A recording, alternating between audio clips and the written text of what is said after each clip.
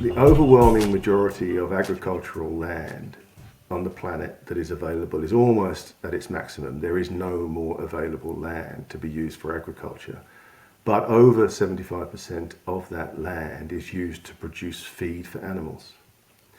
If we look at the calorific production of food around the world, we produce enough food for about 3,600 kilocalories per person per day.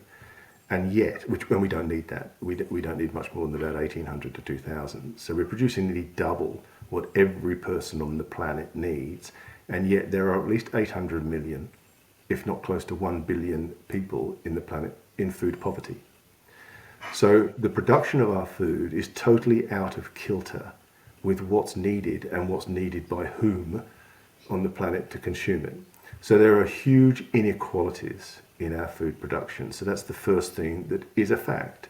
And it is a lamentable fact in this modern age that people are starving when we're overproducing. Now, where does all this food go? Well, a lot of people overeat, of course, which is why obesity is becoming an international global epidemic. But also we waste a huge volume of food.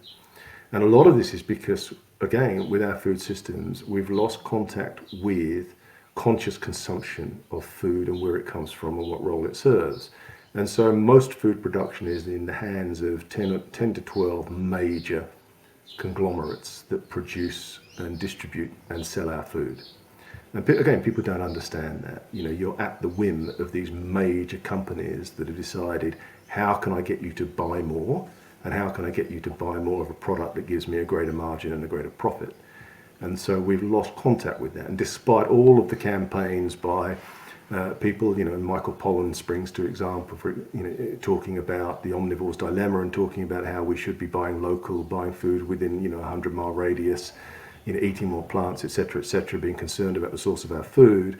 Yes, it appeals to a very small minority of people who are interested in understanding that, but the rest of the people are oblivious to any of those kinds of conversations.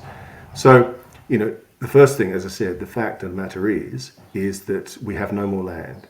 And what people, again, who are concerned about the deforestation of the Amazon rainforest don't understand, for example, is that the majority of deforestation of the Amazon rainforest is for the cultivation of land to grow soy.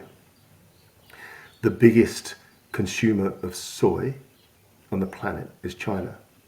And the biggest export market for Brazilian-made soy is directly to China. You know, it's $78 billion of soy, and that goes straight into their animal feed.